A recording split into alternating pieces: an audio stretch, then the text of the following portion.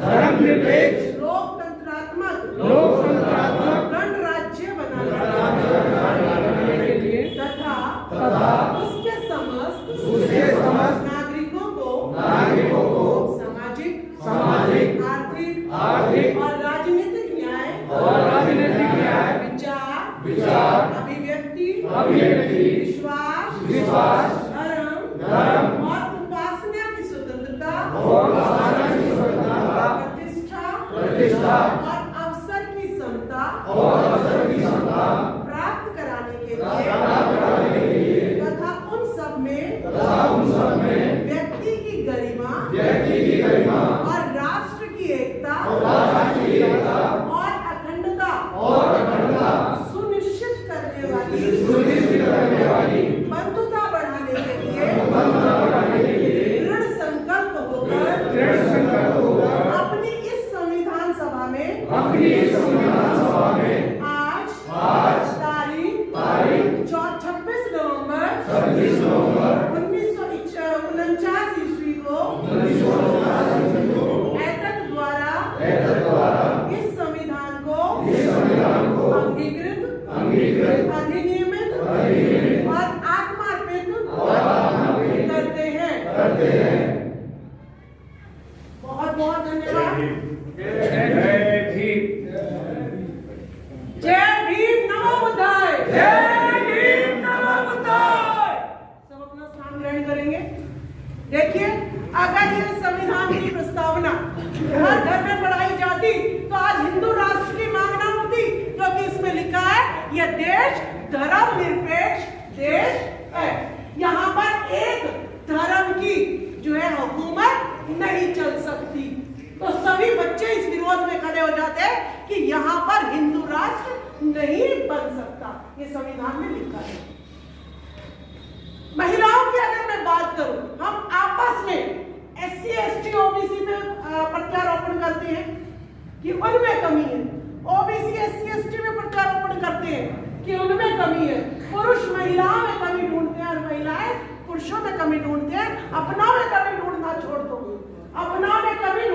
दो, और हमें आगे क्या करना है उस पर विचार विमर्श करना बहुत जरूरी है, क्योंकि इन महिलाओं को सामाजिक मीटिंगों में ना बैठना, ये आपने ही थोपा था हमारे ऊपर। ये आपने ही थोपा था कि जहां 4 आदमी बैठे हैं वहां आपको नहीं जाना है। तो ये हम महिलाओं का कसूर है, उनको कसूरवार नहीं करेंगे। 25 दिसंबर अभी जंतर मंतर पर पीछे संविधान जलाया था, तब 25 दिसंबर को इकट्ठा होना बहुत जरूरी है कि तुमने तो एक आदमी ने संविधान जलाया था, लेकिन हम पूरी दिल्ली इकट्ठी होकर मनुस्मृति को दोबारा जलाएंगे। तुम एक आगे आओगे और हम 1000 आगे पलट कर जो है तुम्हारा जो है बहिष्कार करेंगे। जब तक यह भावना आप में नहीं आएगी तब तक आपकी जो हक अधिकार जो आपको फ्री में मिले हैं, जो मुफ्त में मिले हैं, बाप अपना घर बना के दे देता है बेटे को, व्यापार सजा के दे देता है बेटे को, और नालायक बेटा क्या करता है कि पहले तो बिजनेस में तिल्ली लगाता है, फिर अपने घर को भी बेच देता है। ऐसी ही नालायक औलाद है ये बाबा साहब की बेटी।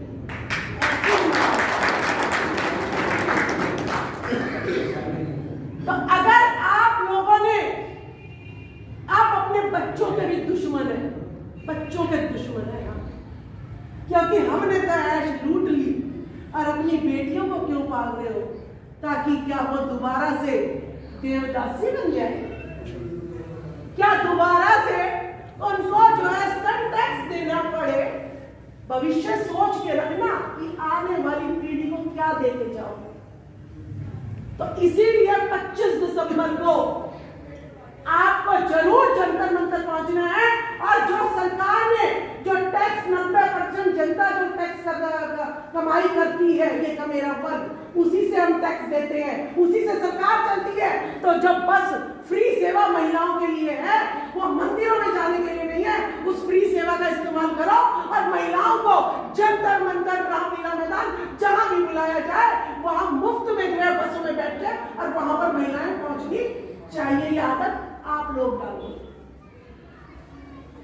उस फ्री सेवा का इस्तेमाल मंदिरों में या सैर सपाटे के लिए, राज लाने के लिए जो है इस्तेमाल करो, तब अकलमंदी है। मैं एक शिक्षिका रही हूं और मैंने नौकरी इसीलिए छोड़ी कि ये हमारे बच्चों तक शिक्षा पहुंचने में कौन कौन से षड्यंत्र जो है प्रिंसिपल रचता है, डायरेक्टर रचता है, डीडी रचता है और शिक्षा एजुकेशन मिनिस्टर रचता है और प्रधानमंत्री रचता है, उसको समझने के लिए मैंने नौकरी छोड़ी। और सबसे बड़ी कमी मुझे अपने लिए मिली। क्या मिली? हम कहते हैं कि ब्राह्मणवाद मेरा दुश्मन है, तो आपके नेता अपनी बीवी को जो संघर्ष में आपका साथ देती है तो उसको छोड़कर ब्राह्मणियों के साथ कैसे शादी कर लेते हैं, मुझे ये बात समझने चाहिए। और आप लोग वोट तो बड़ी आंख बंद करके दे देते हो, लेकिन आपका नेता क्या कर रहा है उस वोट से, वो आप लोग जब उसका डिटेल नहीं लेते हो तो वो अपनी मनमानी करता है, वो अपनी मनमानी करता है और इसीलिए हमारे अधिकार लुट गए हैं। राजेंद्र पाल गौतम जी को मैं शुरू से फॉलो कर रही हूं, जब उन्होंने 22 प्रतिज्ञाएं ली थी और 22 प्रतिज्ञाओं में जो उन्होंने हिम्मत दिखाई, लेकिन मुझे इतना भी यकीन है कि राजकुमार सैनी के साथ जैसा हुआ था, जैसे ही वो सांसद हटे जाएंगे, जैसे ही राजेंद्र पाल गौतम का समय विधायक का खत्म हो जाएगा, उनकी पूछ जो है ये लोग करना बंद कर देंगे, क्योंकि ये कुर्सी में जो बैठा होता है उसी के तल में चाहते हैं, जो इनके लिए लड़ता है उसको बाबा साहब की तरह मरवाते हैं। ये मुझे पता है इस बात। तो राजेंद्र पाल गौतम जी जो मिशन जय भीम लेके आ रहे हैं, उनके एक एक जो बाइट होती है उसे देखो, वो जो भी चीज गलत होती है उसका तुरंत विरोध करते हैं। तो ऐसे तो आदमी चाहिए कि गलत हो रहा है तो तुरंत उसका विरोध कर रहे हैं, ऐसे ही आदमी को लाने की जरूरत है। तो अगर अभी भी आप लोगों ने मौका नहीं दिया, जंतर मंतर पर नहीं पहुंचे, सोचे कि बार बार राजेंद्र पाल गौतम जी बुला रहे हैं, कभी इधर बुला रहे हैं, कभी उधर बुला रहे हैं, अरे वो इसीलिए बार बार बुला रहे हैं ताकि जो है संविधान बच सके, ताकि आपके हर अधिकार बच सके। मैं अपील करना चाहूंगी सभी से कि जो पिछड़ा वर्ग है उसके मन में ब्राह्मणों ने ही ऊंच नीच का भेदभाव डाला है।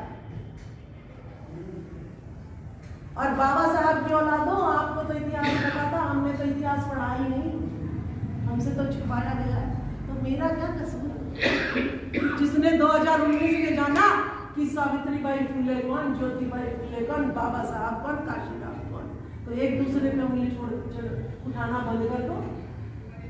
और ये पुस्तकें कुछ मैं लेके आई हूँ कि मैंने कहा मेरा ही समाज होगा, इसमें एक साइंस की एनसाइक्लोपीडिया है और कुछ जो है बाबा साहब की किताबें हैं, कुछ जो है बुद्ध से रिलेटेड है, ये कुछ किताबें हैं। इस तरीके की लाइब्रेरी जो है दिल्ली में भी बननी चाहिए। और मैं आपको ये कहती हूँ, इसका ताला अगर चाबी नहीं दे रहे, ये हर समाज में चल रहा है अध्यक्ष जी, सरकार कहती है जो ना जमीन आपकी और पैसा मैं लगा दूंगा, फिर चाबी नहीं देते वो भीख मांगते रहते हैं। आप रखो इसकी चाबी, अगर कोई लड़ाई करती है तो हम खड़े होते सारे, आओ मत निकलिए।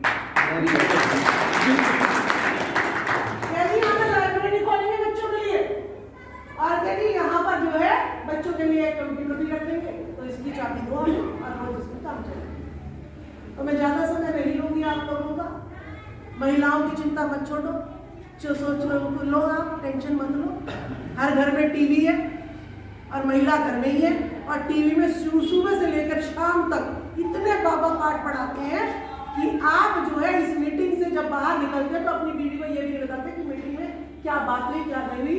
तो उनका राग अलाप रोज चलता है और आपका कभी भी नहीं चलता, जिसकी वजह से आज इतनी खाई हो गई है। आप अपनी बीवी को छोड़ने को तैयार हो गए, बीवी ना छोड़ो, ठीक है ना? आपने छोड़ी और बाबा के संपर्क में गई, और भी नाश हो जाएगा, और भी नाश हो जाएगा। तो अपने लोगों को पकड़ के रखो, छोड़ने तो बस छोड़े ही हुए सारे, इसीलिए वोट वहां जाए। और मैं तो एक बात और कहूंगी, भाई मनुवादियों की तीनों पार्टियां हैं, चाहे वो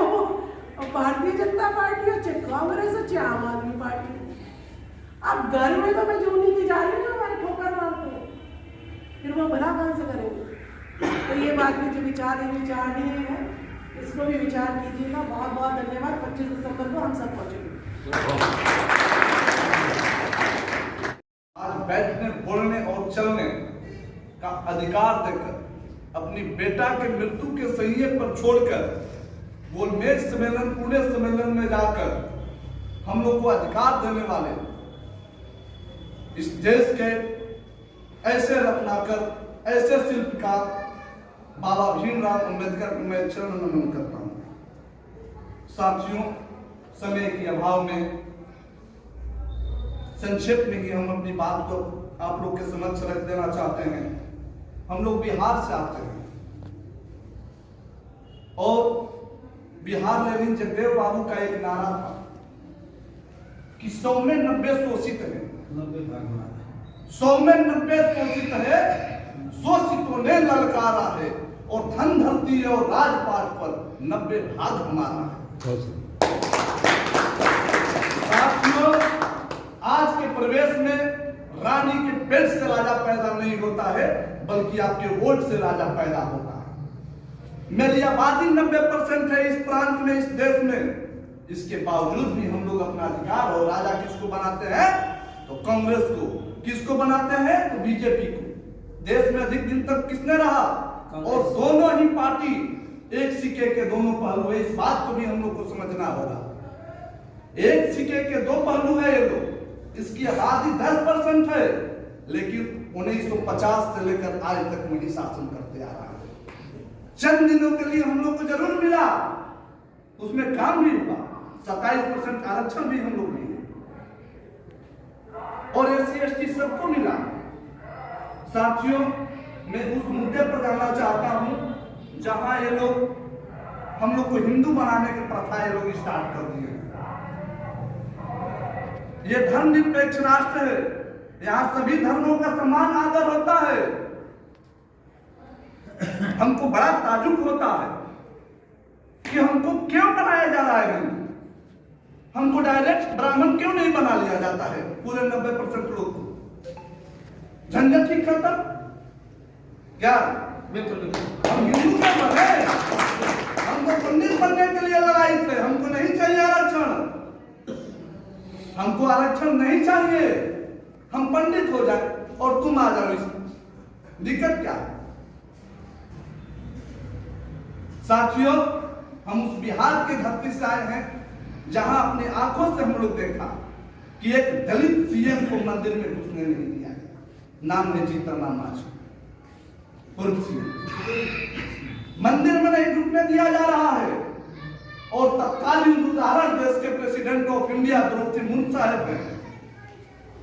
दोनों सदन, लोकसभा एवं राज्यसभा का अधिवेशन का, संयुक्त अधिवेशन का, जरा एक मिनट थोड़ा धीरे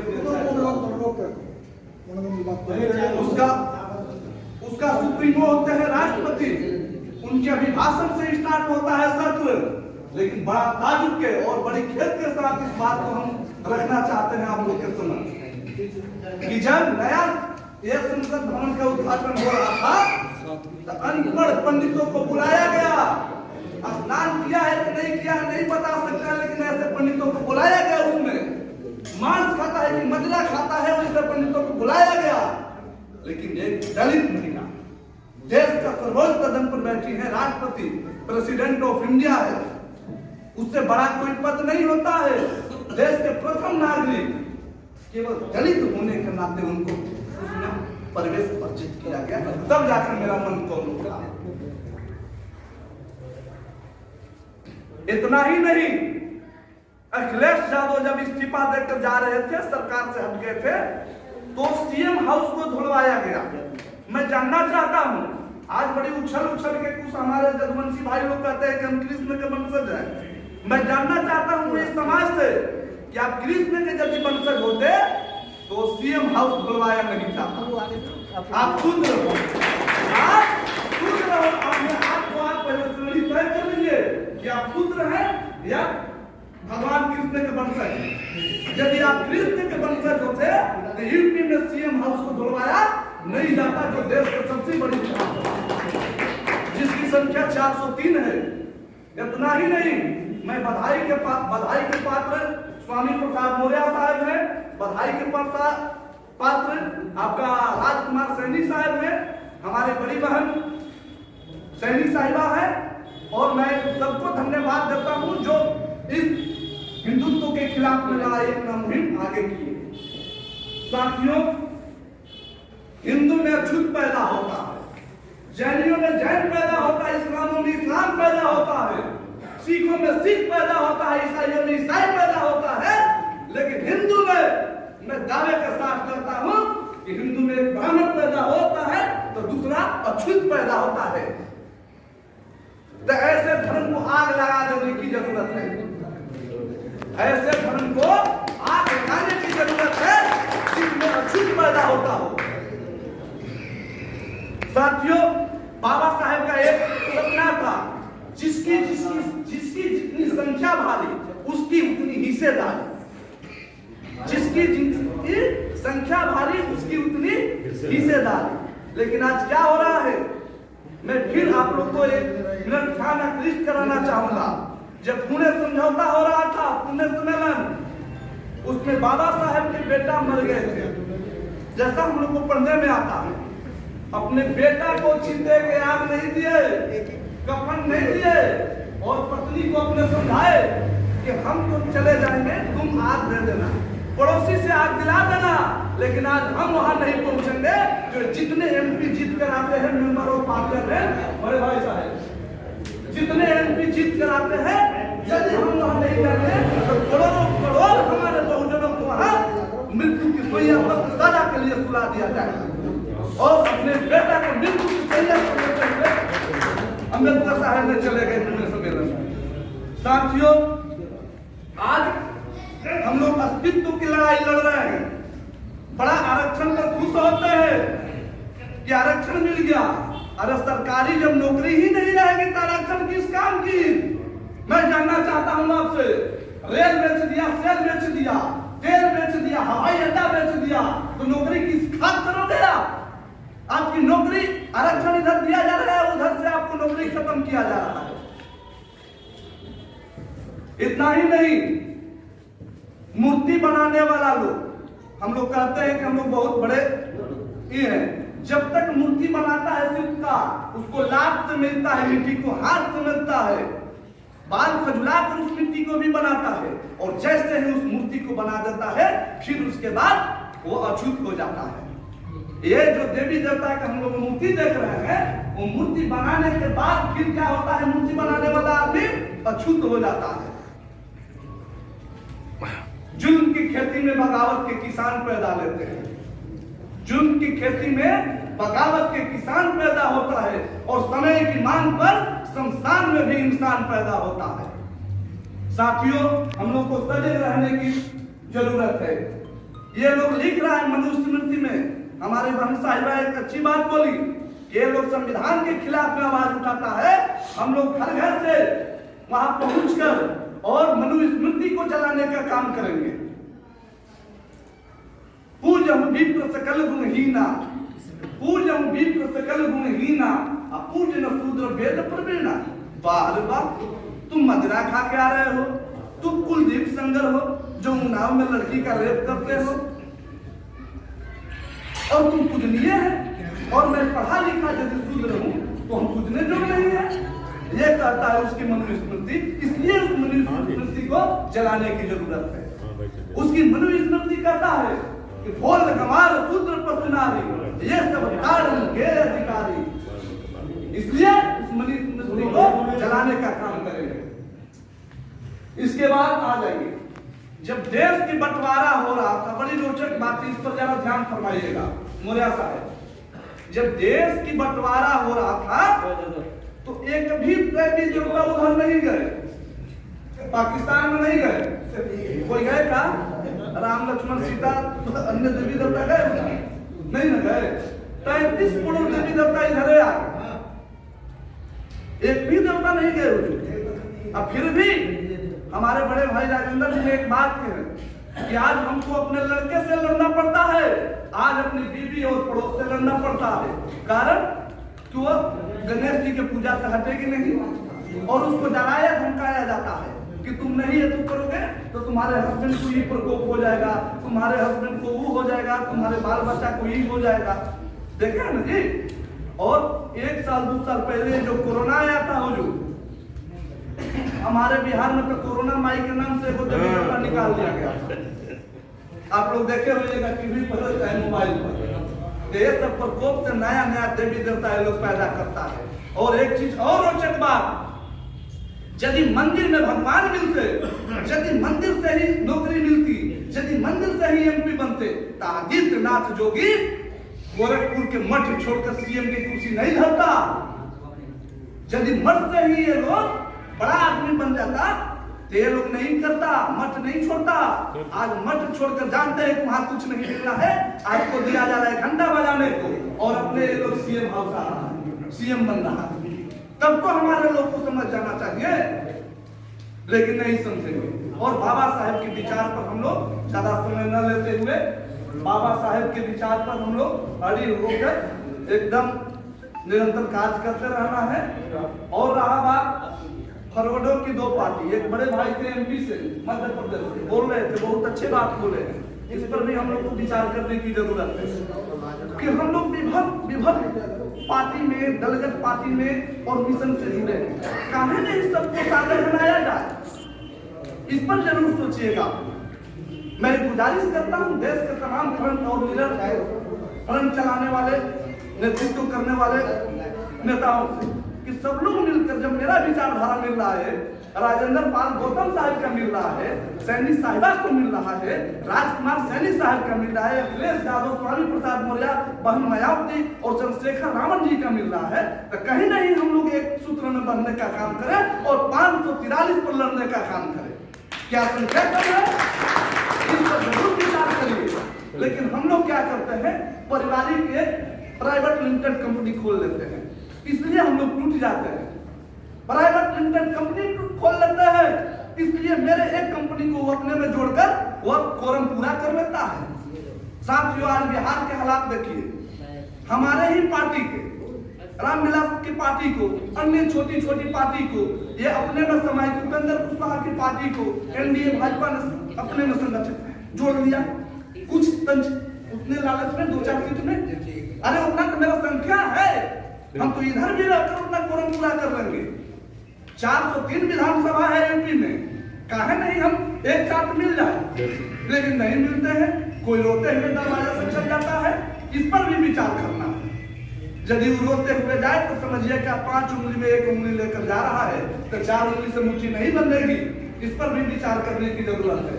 इसलिए सबको समाहित रखकर, और अंत में मैं सभी भाई बंधुओं से और बड़े बुजुर्गों से अपील करूंगा कि अपने अपने बाल बच्चे को लेकर जंतर मंतर पर 25 तारीख को उपस्थित हुए और एक विशालकाय का परिचय दें कि हम 100 में 90 हैं। फिर उस बात को याद करेंगे, हम 100 में 90 है और 90% का भागीदारी होनी चाहिए। जय भीम, जय भारत।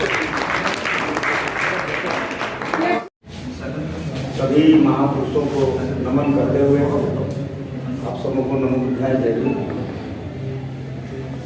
अब विशेष कुछ बोलने की जरूरत नहीं है, लगभग सारी बातें यहाँ हो चुकी हैं। बहन जी ने भी बहुत बारीकी से शपथ भी दिलाया और आगे का 25 तारीख को मुख्य रूप से तैयारी। यहाँ हम कितना भी बोल लें इसका बहुत बड़ा फायदा नहीं होने वाला, लेकिन हम जंतर मंतर पर कितना बोल पाते हैं 25 तारीख को उस पर निर्भर करता है। यहाँ जो हम बोलेंगे, यहाँ हम ही बोलेंगे और हम ही सुनेंगे, लेकिन जंतर मंतर पर बोलेंगे वहां हमारा दुश्मन बोलेगा, और दुश्मन को जिस दिन एहसास हो जाएगा, जिस दिन एहसास हो जाएगा कि जिससे हम लड़ने जा रहे हैं, भारत में 2 ही बात पर लड़ाई है।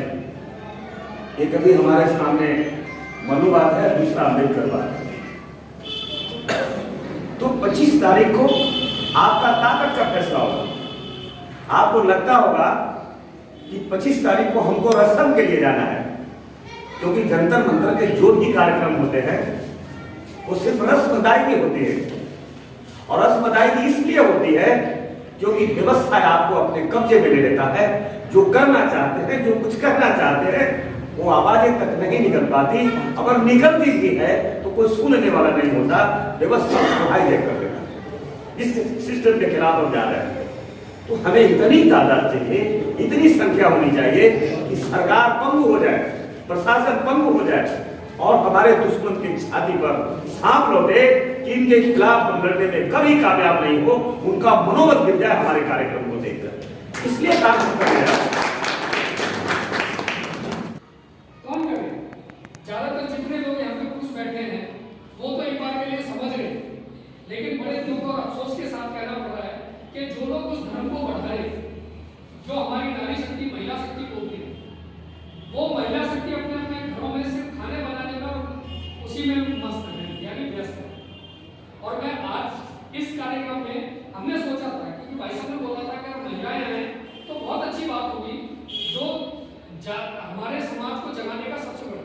लेकिन मुझे बड़ा दुख है इस बात का कि महिलाओं को जगाने के लिए हमारे बीच में जो हमारी बहन जी काम कर रही है, राजबाला सैनी जी, ये बिल्कुल हमारे पड़ोस में ही सनौट की रहने वाली है और इतना आज की आयरन लेडी कह सकता हूँ मैं तो अपने, क्योंकि जो मैंने देखा है जो समाज के बीच में बोलती है।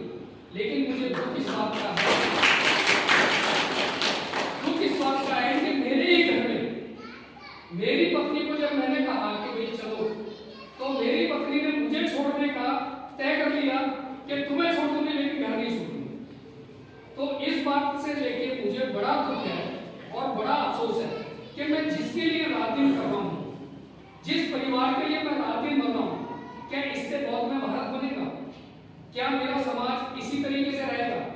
आज मेरे दो बेटे हैं, दोनों बेटे बहुत अच्छे पढ़ रहे हैं, हाई एजुकेशन ले रहे हैं, लेकिन वो किसके लिए ले रहे हैं? वो कल को जो बाबा साहब ने लंदन में भेजे थे कि भाई मेरे पढ़ लिख के आएंगे भारत में, समाज के लिए काम करेंगे, तो वो लोग तो कहीं समाज के में नजर नहीं आते। जिस तरीके से आज राजेंद्र पाल गौतम जी काम कर रहे हैं समाज में, मुझे लगता है बाबा साहब ने नहीं, लेकिन बाबा साहब की विचारधारा ने उनको पैदा कर दिया। लेकिन आज आप लोगों के बीच में इस 90-95% जनसंख्या वाले क्षेत्र में, जहाँ पे ज्यादा से ज्यादा हमारे ही समाज के SC, ST और OBC के ही लोग हैं, मुश्किल से 5% नहीं बल्कि 2% होंगे। लेकिन मैं अपने क्षेत्र से आज आप बहुत ही गिने चुने 5-7 लोगों के बीच में ये कह रहा हूं कि इस मिशन को चलाने के लिए आज से मैं खड़ा रहूंगा। और इसी बात में मेरे बेटे के प्रति, मेरी वाइफ के प्रति जो मेरी जिम्मेदारी है उसका तो मैं निर्वहन करूंगा ही, लेकिन इस मिशन को बहुत में भारत बनाने के लिए, चाहे वो मिशन जय भीम वाले हों, चाहे समता सैनिक दल वाले हों, चाहे और कोई भी संगठन हो, जहां पे भी मेरी जरूरत होगी, जहां पे भी मैं खड़ा होऊंगा, उनके साथ जुड़ जाऊंगा। ऐसी मैंने आज प्रतिज्ञा कर दी है, सिर्फ अपने दिल से।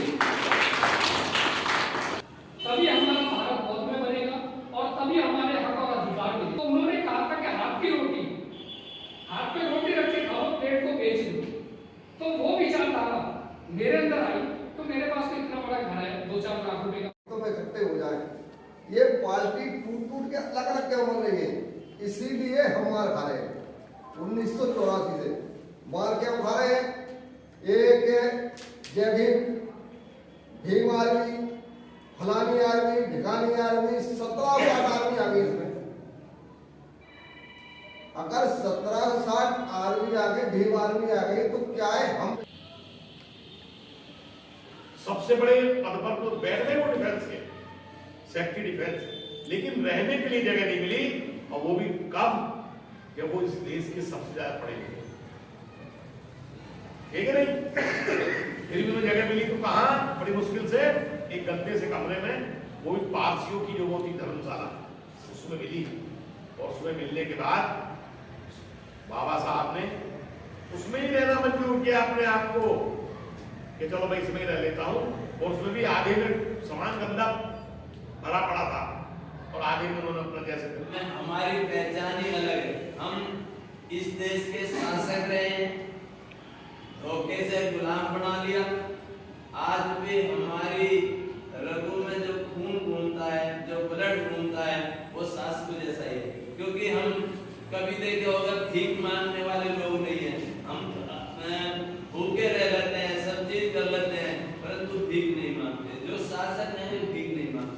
हमें